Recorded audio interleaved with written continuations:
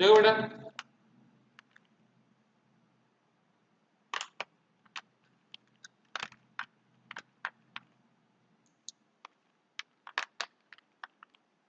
जैसा हमने बोले थे कि ये अर्थ है, अर्थ का मास है m और इसका रेडियस है r, और ये ऑब्जेक्ट है जो कहाँ पे है, धरती के सरफेस पे है या उसके नजदीक है। इस पॉइंट पे जो हमारा एक्सेलरेशन ड्यू टू ग्रेविटी आया था वो था G M upon R square, हाँ या ना? ठीक है। अब हम लोग देखेंगे कि जैसा हम लोग जब धरती के सरफेस के नजदीक थे लेकिन ज्यादा ऊंचाई पे नहीं गए थे, लेकिन अगर हम लोग ज्यादा ऊंचाई पे गए तो एक्सेलरेशन ड्यू टू ग्रेविटी पे क्या असर होगा, वो बढ़ेगा या घटेगा? ठीक है, तो ठीक है भाई, हम लोग पहला स्टार्ट करते हैं। Effect of altitude, effect of altitude on acceleration due to gravity. ठीक है बेटा, तो देखो फिर से मैं क्या बोला बेटा, ये हमारी अर्थ है, इसका मास है m, रेडियस है r, ये ऑब्जेक्ट, इस ऑब्जेक्ट का मास है स्मॉल m और धरती के सरफेस से इसकी हाइट है h, और ये h अच्छा खासा है, ये h अच्छा खासा है, जैसे 5000 मीटर, 6000 मीटर, 10,000 मीटर, अब ऐसा h, अब ऐसा 10-20-100 मीटर नहीं है। ठीक है, तो बेटा क्या ये ऑब्जेक्ट फोर्स एक्सपीरियंस करेगा? हाँ भाई, फोर्स तो एक्सपीरियंस करेगा ही। ठीक है, कितना फोर्स एक्सपीरियंस करेगा मेरे भाई? बहुत बढ़िया, जी धरती का मास, ऑब्जेक्ट का मास अपॉन में धरती और ऑब्जेक्ट के सेंटर के बीच का डिस्टेंस। तो ये धरती का सेंटर है और ये ऑब्जेक्ट का सेंटर है, तो क्या मेरे को ये डिस्टेंस देना चाहिए? यहाँ से आकर कितना लेना, रेडियस, और यहाँ से आकर कितना है, h, तो डिस्टेंस कितना हो गया, r प्लस h, तो यहाँ पे आ जाएगा r प्लस h का होल स्क्वायर। वो सबको समझा नहीं समझा? ये हमने निकाली with the help of Newton's law of gravitation. क्या कोई डाउट है बेटा यहाँ तक? पक्का? पक्का? अब फोर्स का फॉर्मूला क्या रहता है? तो भाई ये फोर्स किस पे लग रही, और भाई ग्रेविटेशनल फोर्स क्या बनाती है, एक्शन रिएक्शन पे। जितना फोर्स भाई ये अर्थ पे लग रही उतना ही फोर्स बेटा, जितना फोर्स ऑब्जेक्ट पे लग रही उतना ही फोर्स ये अर्थ पे भी लगेगी। तो इतना है कि अर्थ का मास क्या है, बहुत ज्यादा है, तो जो उसमें एक्सेलरेशन आएगा वो क्या रहेगा, बहुत कम रहेगा। तो हमको ऐसा लगता है कि धरती ऑलमोस्ट क्या है, रेस्ट में है, लेकिन ऑब्जेक्ट का मास क्या है, कम है, तो उसमें एक्सेलरेशन कैसा आएगा, अच्छा खासा आएगा। इसके लिए हम लोग ऑब्जेक्ट को स्टडी करते हैं। तो फोर्स का फॉर्मूला मास इनटू एक्सेलरेशन। तो भाई हमको कौन एक्सेलरेट होते दिखाई देता, ऑब्जेक्ट, तो यहाँ पे ऑब्जेक्ट का मास और ये एक्सेलरेशन किसके कारण आ रही, धरती के ग्रेविटी फोर्स के कारण, तो इसको बोलते हैं एक्सेलरेशन ड्यू टू ग्रेविटी। हम इसको यहाँ लिखता है जी एच, जी एच, यानी h हाइट पे जो एक्सेलरेशन ड्यू टू ग्रेविटी की वैल्यू है उसको हमने बोले जी एच, सरफेस पे या जो उसके नजदीक है उसको हमने बोले जी। हाँ या ना?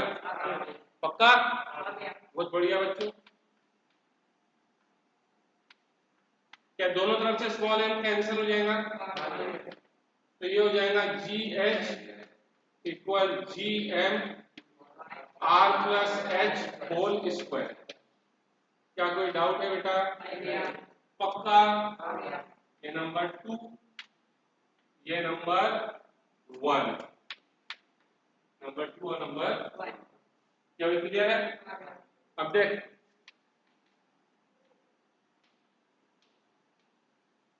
ये G H, G H, G M की वैल्यू क्या, जीएम की वैल्यू हो जाएगी जी आर स्क्वायर, अरे जीएम की वैल्यू हो जाएगी small G R square, small G R square. हाँ या ना मेरे भाई? पक्का? क्या मैं इसको ऐसा लिख सकता,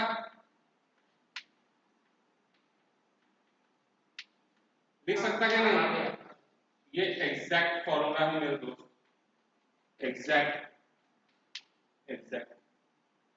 ठीक है। अब भाई मैं तेरे से पूछ रहा कि GH और G में से कौन बड़ा है? GH बड़ा है, सोच ले। GH बड़ा है कि G बड़ा है? अरे इसका टेंशन क्यों लेना, देख क्या ये फॉर्मूले को मैं ऐसा लिख सकता,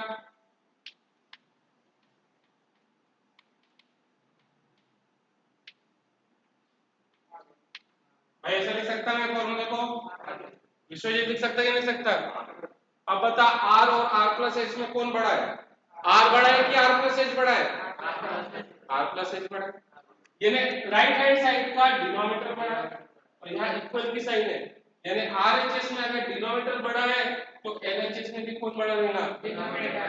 तो भाई R प्लस H और R, इसमें से R प्लस H बड़ा है, यानी RHS का डिनोमिनेटर बड़ा है तो LHS का भी डिनोमिनेटर बड़ा है, यानी G क्या है? बड़ा है और GH छोटा है। यानी जैसे जैसे मैं ऊपर जाता वैसे वैसे एक्सेलरेशन ड्यू टू ग्रेविटी की वैल्यू क्या होती है? डिक्रीज होती है। तो as we move up from earth surface,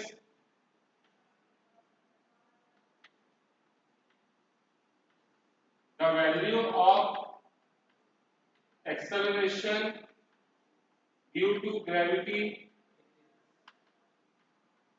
decreases। क्या क्लियर है? पक्का? तो भाई पक्का? सही में? ऊपर जाने पे एक्सेलरेशन ड्यू टू ग्रेविटी की वैल्यू क्या होती? कम होती जाती।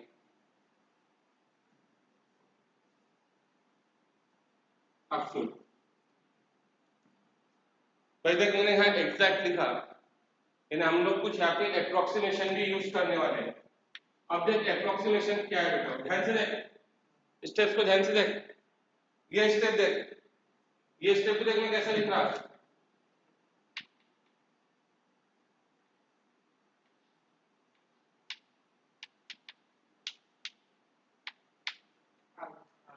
सही लिखा? आर का पे ऊपर है तो बेटा अपॉन का अपॉन तो ऊपर ही जाता है ना, पक्का? अब बता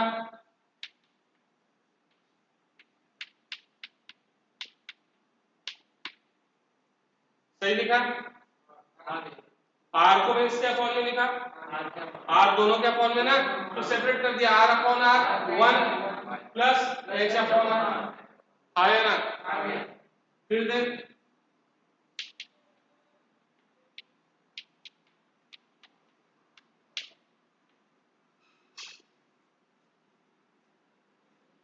सोच, सही लिखा है गलत लिखा?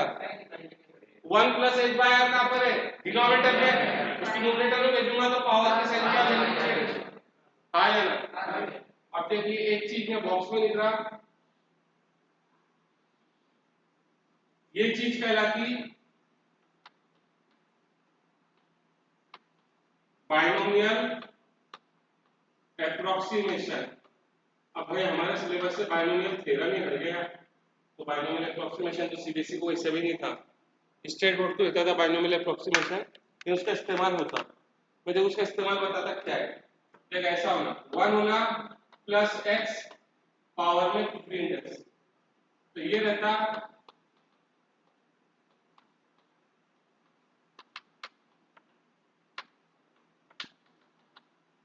हमको तो भाई फिजिक्स में इतना ही काम पड़ता, याद रख फिजिक्स में इतना ही काम पड़ता। ठीक है। अब सुन, इसको यूज करने की कंडीशन है, इसको यूज नहीं वापर सकता, यूज करने की कंडीशन है कि जो x है वो 1 से छोटा होना चाहिए। क्या कंडीशन है? तो देख क्या कुछ ऐसे दिख रहा 1 1 plus plus x x n n, लेकिन क्या x h बाय r है? तो यूज करने के लिए x 1 से छोटा होना चाहिए, तो क्या h बाय r भी 1 से छोटा होना चाहिए? h बाय r भी 1 से, हाँ भाई हम तो क्या है 5 kilometre 10 kilometre, 50 kilometre, 100 kilometre, 1000 kilometre की बात कर रहे हैं। और धरती धरती का रेडियस कितना है? 64,000 किलोमीटर। किलोमीटर में कितना है? 64,000 किलोमीटर। और 100 किलोमीटर, 1000 किलोमीटर, 2000 किलोमीटर, ये तो सब क्या है? आर से छोटे ही। तो एच बाई आर तो 1 से छोटा है। तो सुन, आपने यहाँ अप्रोक्सीमेशन यूज करना। देख कैसे अप्रोक्सीमेशन यूज करना है, ध्यान दे। ये देख, ये लिखा है 1 plus h by r raise to minus 2। देख 1 प्लस x की जगह पे h बाय r रखना, n की जगह पे -2, 1 की जगह पे 1, n की जगह पे -2, x की जगह पे। मेरे को आगे लिखने की जरूरत नहीं है। मेरे को आगे लिखने की जरूरत नहीं है। क्यों नहीं है? क्योंकि भाई क्या x 1 से छोटा है? क्या x 1 से छोटा है? पक्का? तो उसका स्क्वायर तो और भी छोटा हो जाएगा ना। देख जैसा मैंने बोला x है 0.1, x है, अब इसका स्क्वायर ले तो क्या ये इससे भी छोटा हो गया? इसका क्यूब ले तो क्या ये अब और छोटा हो गया? इसका पावर 4 ले तो क्या ये और छोटा हो गया? तो आगे फॉर्मूला बच जाएगा x square x cube x raise to 4। अरे x से छोटा है तो उसका स्क्वायर और भी छोटा, क्यूब और भी छोटा, तो हम उसको क्या कर देते हैं? छोड़ देते हैं। इसके तो फिर अप्रोक्सीमेशन कहलाता है। अगर सबको गिन लेंगे तो एग्जैक्ट नहीं बन जाएगा। फिर से सबको गिन लेंगे तो एग्जैक्ट बन जाएगा। एग्जैक्ट तो है हमारे पास, हम लोग क्या तैयार कर रहे हैं। हाँ, क्लियर है? तो GH equal G 1 plus h by r के पावर से -2, ये कितना है? 1 माइनस 2h बाय r। हाँ या ना? पक्का? यानी जैसे जैसे मैं धरती के सरफेस से ऊपर जाऊंगा, एक्सेलरेशन ड्यू टू ग्रेविटी की वैल्यू क्या होते जाएंगी? घटते जाएंगी। ये कौन सा फॉर्मूला है?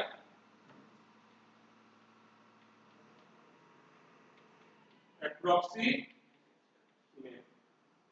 ये कौन सा फॉर्मूला है? एग्जैक्ट। क्या ठीक है भाई? नोट कर ले।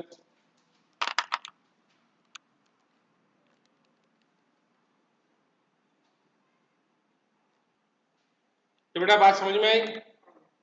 ये कैसा फॉर्मूला है? ये कैसा फॉर्मूला है? ये कब यूज करेगा? जब h क्या है? r से छोटा है, बहुत छोटा है। h r से क्या है? बहुत छोटा है। यानी ऐसा 5 किलोमीटर है, h 5 किलोमीटर है और r कितना है? 64,000 किलोमीटर। इसको इस्तेमाल करके तो फर्क नहीं पड़ेगा। लेकिन ऐसा है 30,000 किलोमीटर, तो फिर अब जो h है वो r से इतना छोटा नहीं है, तो फिर ये वाले फॉर्मूले क्या है? बात समझ में? 5-10 किलोमीटर तक ये फॉर्मूला, 10 किलोमीटर तक ये फॉर्मूला एप्लीकेबल है। लेकिन 10-12 किलोमीटर से ज्यादा हुआ तो ये फॉर्मूले पे बोल भाई, ठीक है कि नहीं? कोई परेशानी? अब मैं तेरे से पूछूं, क्या वो हाइट बता जहां पर एक्सेलरेशन ड्यू टू ग्रेविटी की वैल्यू उसकी सरफेस की वैल्यू से हाफ हो जाती है। वो हाइट बता जहां पे एक्सेलरेशन ड्यू टू ग्रेविटी की वैल्यू उसके सरफेस की वैल्यू से हाफ हो जाती है। क्वेश्चन समझ में है? तो देख मैं क्या बोला, सुन जरा भाई। कैसी है हमारी अर्थ है, मास है m, रेडियस है r, सरफेस या सरफेस के नजदीक एक्सेलरेशन ड्यू टू ग्रेविटी की वैल्यू है g। हमने बोले सरफेस से h हाइट पर एक्सेलरेशन ड्यू टू ग्रेविटी की वैल्यू है gh, और ये सरफेस की वैल्यू से हाफ है, और ये सरफेस की वैल्यू से हाफ है। क्या क्लियर है? अब GH और G में रिलेशन जानता कि नहीं जानता? बोल, GH और G में क्या रिलेशन है? GH equal G R plus H whole square. GH की जगह पे क्या लिखते हैं? G/2। हाँ या ना? यहाँ पे R plus H whole square, GG cancel है क्या? ये स्क्वायर है, यहाँ पे आएगा तो square root, cross multiply, r plus H equal root two R, यानी h equal root two R minus are.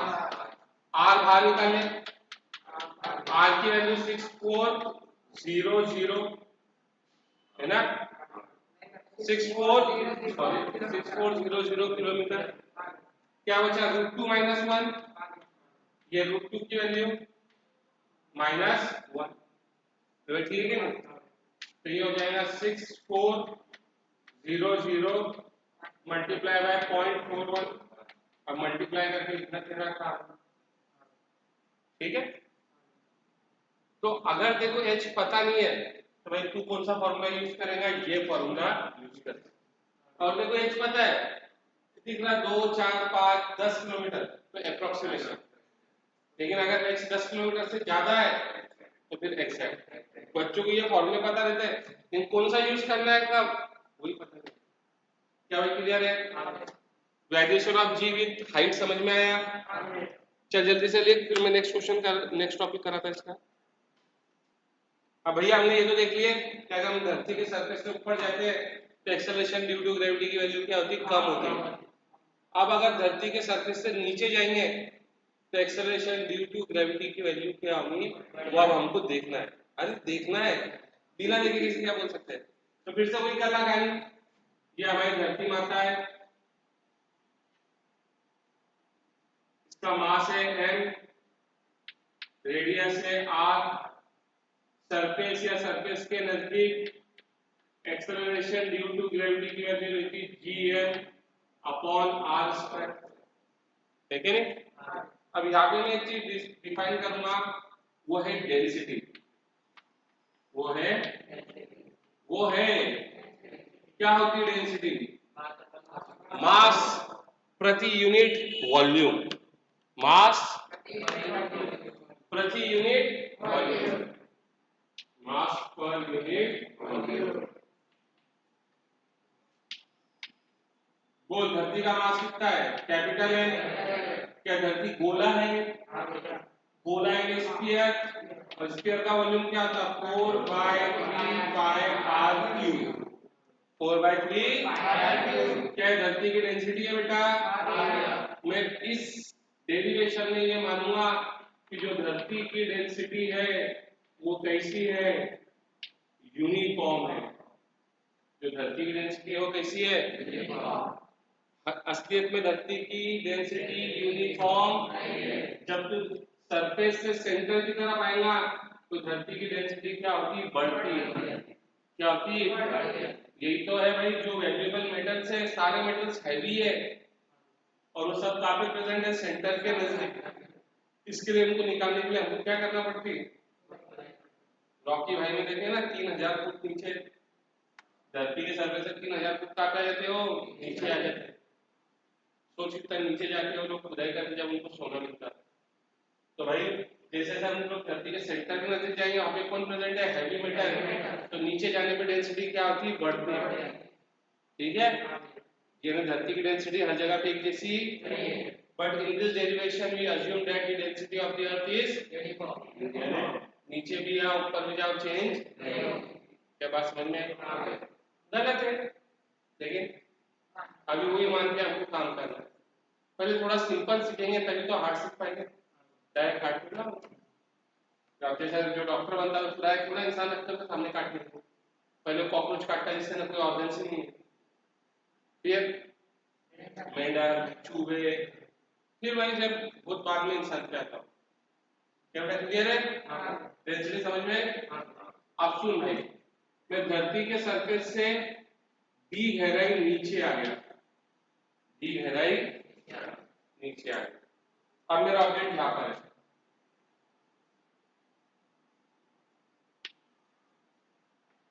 क्या बात समझ में आई दोस्त। तो धरती के सरफेस से डी गहराई कहाँ पे आ गया, नीचे आ गया, बहुत शानदार नीचे आ गया। तो क्या ये r माइनस डी हो जाएगा, क्या ये r माइनस डी हो जाएगा, बिल्कुल। तो सुन, अब न्यूटन भैया क्या बोलते हैं, यहाँ पे न्यूटन भैया का एक आता है शेल थ्योरम, जो सिलेबस में नहीं, शेल थ्योरम सिलेबस में नहीं। लेकिन शेयर थ्योरम क्या बोलता मैं तुमको बताता।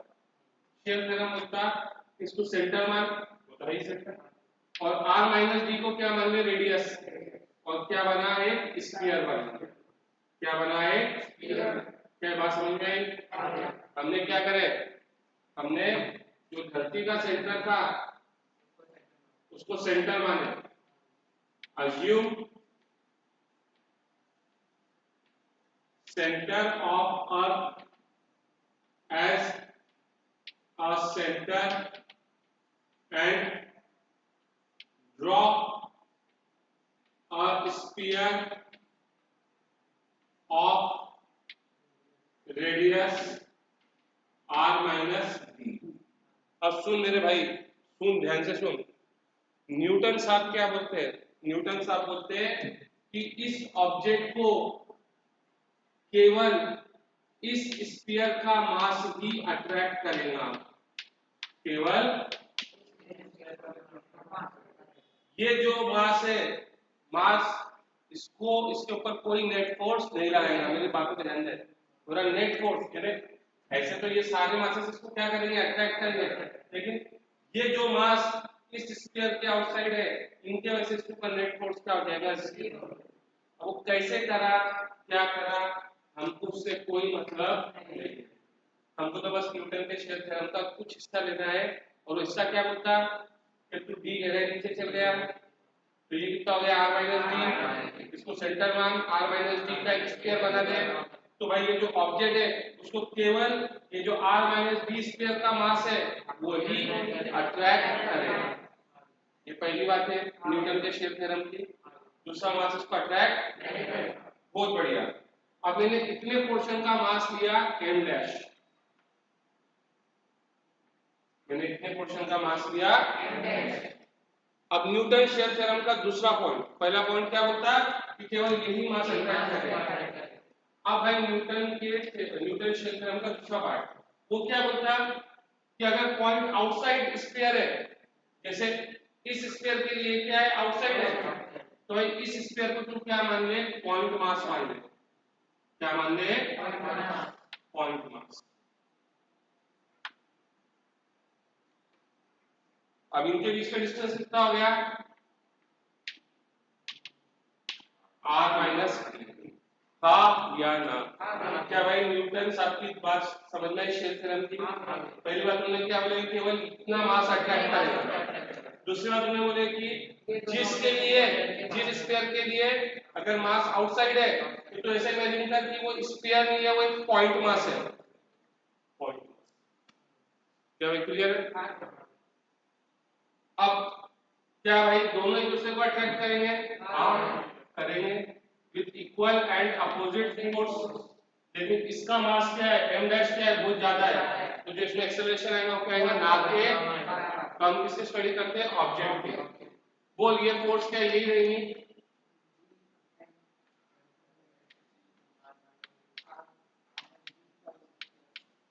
बोल ठीक है क्या नहीं? फोर्स का फॉर्मूला मास इनटू एक्सेलरेशन। ये फोर्स किस पर लग रही है, ऑब्जेक्ट पे, तो ऑब्जेक्ट का मास, और ये एक्सेलरेशन है एट गहराई d, ये एक्सेलरेशन है एट गहराई d। बोल समझ में आया क्या नहीं आया? नहीं आया? आया? बहुत शानदार बात है।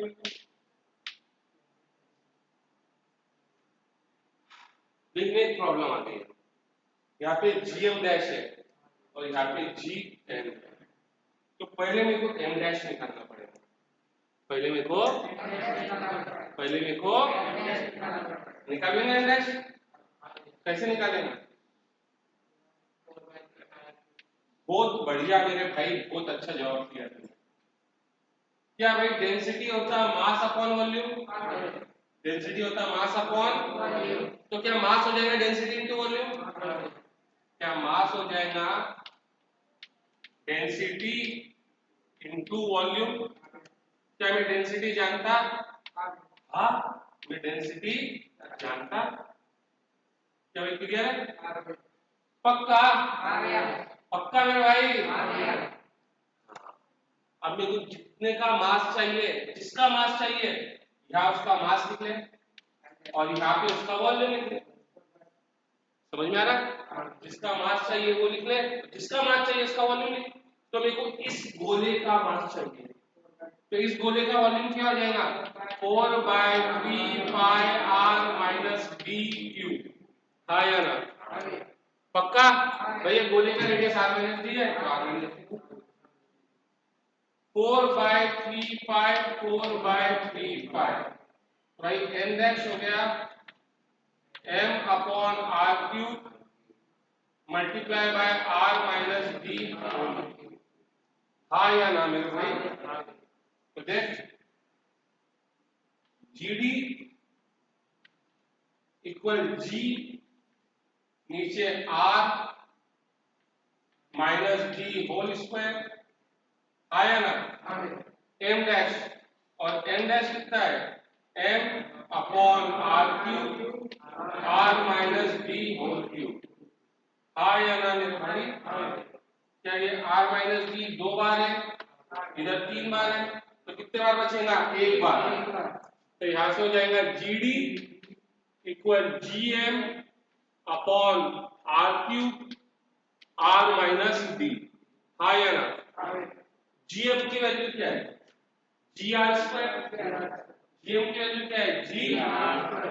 तो देख भाई GM की value GR square,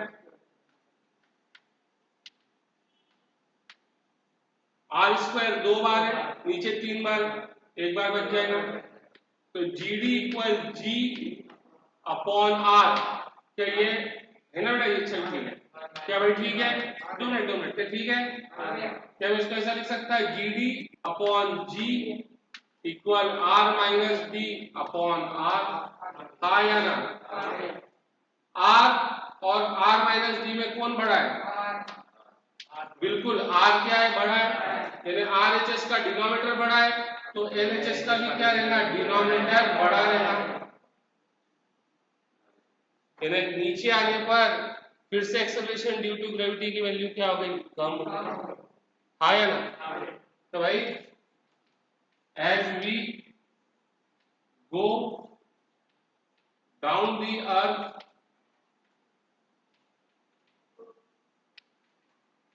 the value of acceleration due to gravity decreases। बोल सही है कि गलत है? सही है ना? अब सुन भाई, ये फॉर्मूले को वापस देख। GD इक्वल G, देख मैंने R को R से नीचे लिखा तो क्या 1 हो जाएगा? अरे R को R के नीचे लिखा कितना हो जाएगा? 1। अब माइनस D के नीचे भी आ लेंगे। क्या भाई क्लियर है? लेकिन ये कोई अप्रोक्सीमेशन फॉर्मूला नहीं है, ये कैसा फॉर्मूला है? थोड़ा कोई बायोनॉमियल अप्रोक्सीमेशन यूज करा। क्या भाई क्लियर है? पक्का? अब सुन भाई जरा ध्यान से सुन।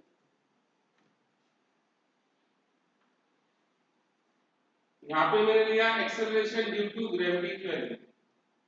क्या लिया? एक्सेलरेशन ड्यू टू ग्रेविटी की वैल्यू।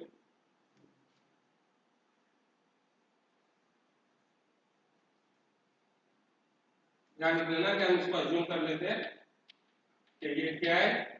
यूनिफॉर्म। ये है भाई, यहाँ लिया मैंने एक्सेलरेशन ड्यू टू ग्रेविटी की वैल्यू, और यहाँ लिया डिस्टेंस। क्या लिया मैंने? कहाँ से? धरती के सेंटर से। ये रिप्रेजेंट करता है धरती के सेंटर को, ये पॉइंट किसको रिप्रेजेंट करता है? धरती के सेंटर को। हाँ या ना? धरती के सेंटर। तो बता धरती के सेंटर पे एक्सेलरेशन ड्यू टू ग्रेविटी की वैल्यू क्या होगी? क्या बात कर रहा है बुढ़? जब तू सेंटर पे जाएगा, सेंटर पे जाएगा तो क्या डी आर के बराबर हो जाएगा? जब तू सेंटर पे जाएगा तो क्या डी आर के बराबर हो जाएगा? पक्का? At centre D is equal to R. D कितना हो गया? आर। आर बाय आर कितना हो गया? 1। 1 माइनस 1 कितना हो गया? 0। तो एक्सेलरेशन ड्यू टू ग्रेविटी की वैल्यू भी कितनी हो गई? 0। हाँ या ना? पक्का? इन धरती के सेंटर पे एक्सेलरेशन ड्यू टू ग्रेविटी की वैल्यू कितनी है? 0। अब ये डिस्टेंस है r, यानी ये डिस्टेंस रिप्रेजेंट करता है धरती के सरफेस को। किसको रिप्रेजेंट करता है? धरती के, हाँ या ना भाई? अब धरती के सरफेस पर एक्सेलरेशन ड्यू टू ग्रेविटी की वैल्यू क्या रहती है? वो रहती है भाई gm upon r square, gm upon r square. अब मैं इधर बढ़ रहा, यानी मैं देखना जो वैल्यू r से बड़ी होती जाएगी ना, यानी मैं सरफेस से कहां पे जा रहा? ऊपर। देख इधर आऊंगा तो 1.2 r, 1.5 r, 2 r, यानी सेंटर से दूरी का क्या नहीं बढ़ते हैं नहीं, और सेंटर से दूरी का बढ़ेगी, मैं सरफेस से कहां पे जाऊंगा? ऊपर। सरफेस से ऊपर जाऊंगा तो एक्सेलरेशन ड्यू टू ग्रेविटी की वैल्यू क्या होगी? कम। क्या होगी? कम। तो ग्राफ कहां पे आएगा? नीचे। ग्राफ कहां पे आएगा? तो ये ग्राफ नीचे लाया। अब बच्चा होता है ऐसा ही क्यों लाया भैया? कब करने से लेकर गोल घुमा के क्यों लाया तुमने? तो माय फ्रेंड देखो, GH equal G R plus H whole square. तो क्या H स्क्वायर है? भाई स्क्वायर है ना, इन्हें क्वाड्रेटिक बनेगा। और क्वाड्रेटिक का ग्राफ कैसा रहता है? पैराबोला है क्या नहीं? अब मैं इधर आ रहा, तो क्या डिस्टेंस कम हो रहा? ये मैं सरफेस पर हूं, अब इधर आऊंगा तो डिस्टेंस कम हो रहा, सरफेस पर हूं, तो भाई नीचे आने पर डिस्टेंस क्या होता? कम। यानी मैं कहां पे आ रहा? Towards centre. तो फिर से g की वैल्यू क्या होगी? कम। तो भाई ग्राफ कहां पे आया था? ये नीचे। अब देख मैंने लाइन से नीचे लाया, क्यों? क्योंकि भाई मैं जानता GD equal G1 minus D by R। D के साथ कैसा रिलेशन है? लीनियर, इसका पावर 1 है ना, और लीनियर इक्वेशन के ग्राफ कैसे बनते हैं? लाइन बनता है। क्या बात क्लियर? हाँ या ना? तो यहाँ पे अगर मैं बोलूं G और R के बीच में इनवर्स स्क्वायर है, यहाँ पे G और डिस्टेंस के बीच में लीनियर है, इनवर्स लीनियर है। अरे R यानी डिस्टेंस है, उसका टेंशन मत लो। क्या भाई क्लियर हुआ? है ना? सरफेस से ऊपर जा तो भी एक्सेलरेशन ड्यू टू ग्रेविटी की वैल्यू घटेगी, अंदर जा यानी सबसे ज्यादा वैल्यू कहां पे रहेंगी? सरफेस पे।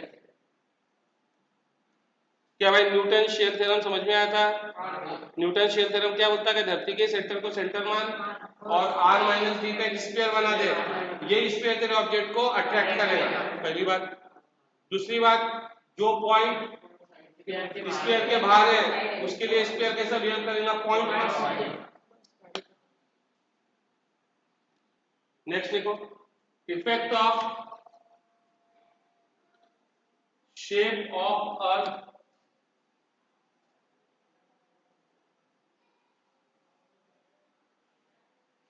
effect of shape of earth on acceleration due to gravity, effect of shape of earth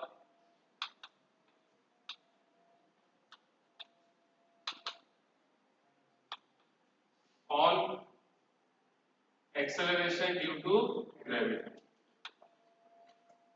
अब देख बेटा, ये बात हम लोग जानते हैं कि जो धरती के सरफेस या उसके नजदीक एक्सेलरेशन ड्यू टू ग्रेविटी की वैल्यू होती gm/r स्क्वायर। लेकिन बेटा जो हमारी धरती है ना, वो परफेक्ट स्फीयर नहीं है, वो कैसा है? ओवल है। Earth is not a perfect sphere. इसका शेप कैसा है बेटा? ओवल है ऐसा। तो अगर मैं बात करूं इक्वेटर की, ये इक्वेटर, जो इक्वेटर का रेडियस है वो पोल के रेडियस से क्या है? ज्यादा है। लगभग मैं अगर बात करूं तो जो इक्वेटर का रेडियस है ना, वो पोल के रेडियस से 21 किलोमीटर ज्यादा है कि नहीं? अब बेटा जी और रेडियस में कैसा रिलेशन है? इनवर्स। जी और रेडियस में कैसा रिलेशन है? तो इक्वेटर पे रेडियस क्या है? ज्यादा है। इक्वेटर पे रेडियस ज्यादा है, तो यहाँ पे जो जी की वैल्यू है वो क्या हो जाएंगी, कम। क्लियर है? जी चेंज होता है लेकिन मास चेंज नहीं होता, मास हर जगह पे क्या है, सेम। क्या भाई क्लियर है? पक्का? यहाँ पे बेटा हमारा 50% चैप्टर कंप्लीट हो गया, यानी और यहाँ से